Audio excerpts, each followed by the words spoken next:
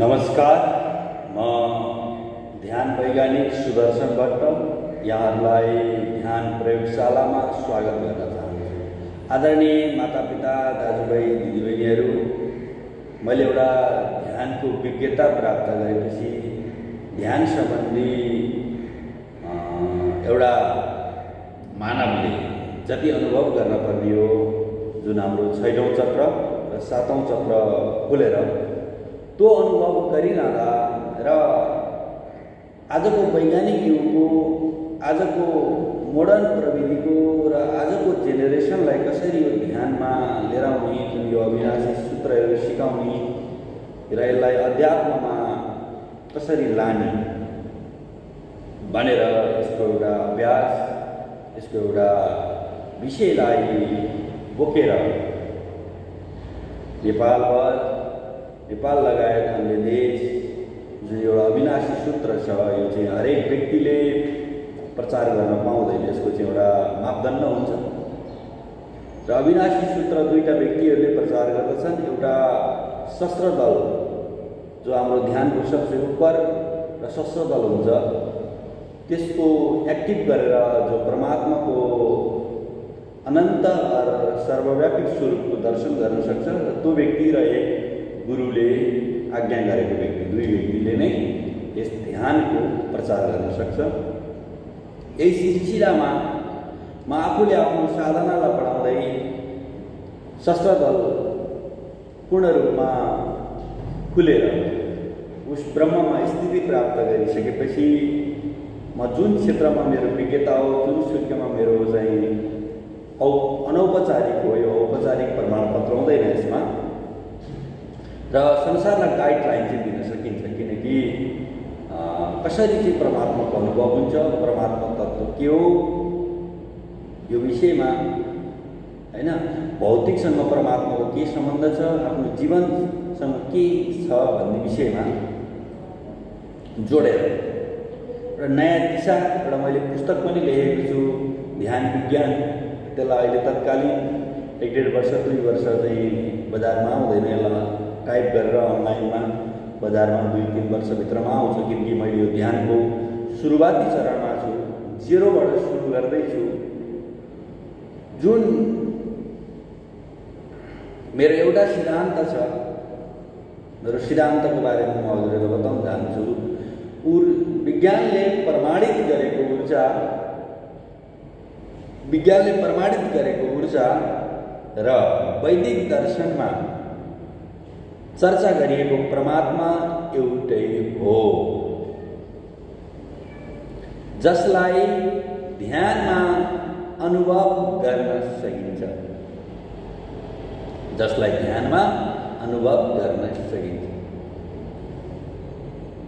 सज्जन मेरो मूल। अब विज्ञानले जुन ऊर्जा प्रमाणित गरेको रूपान्तरणको सिद्धान्तमा, त्यसमा ऊर्जाको मापनले 4 किसिमले गर्छ।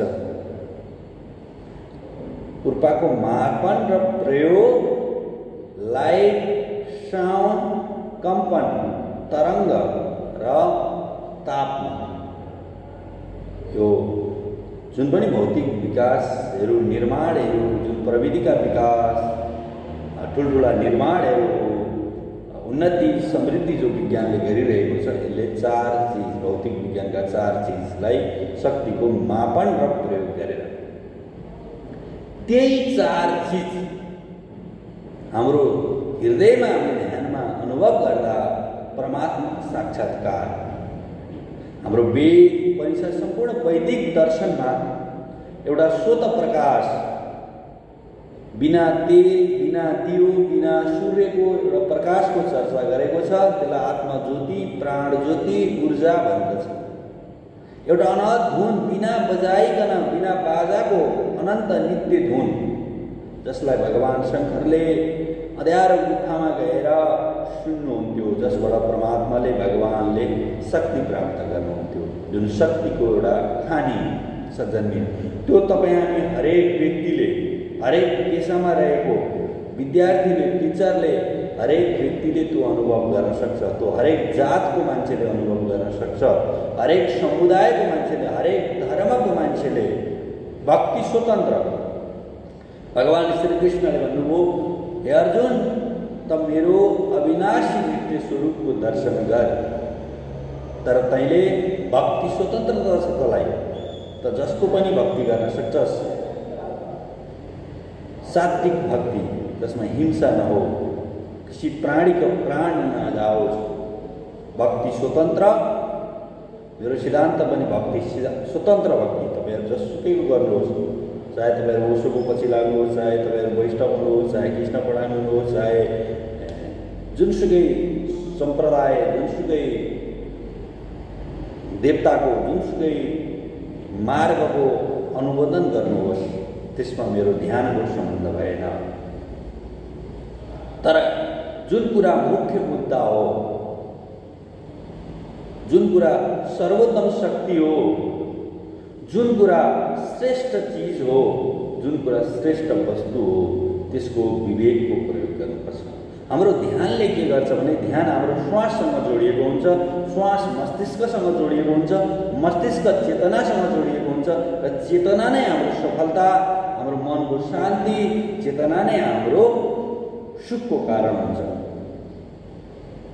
यो श्वासले मस्तिष्कको सक्रियतालाई बढाइदिन्छ। हाम्रो ध्यान गर्दा, मेडिटेसन गर्दाखेरि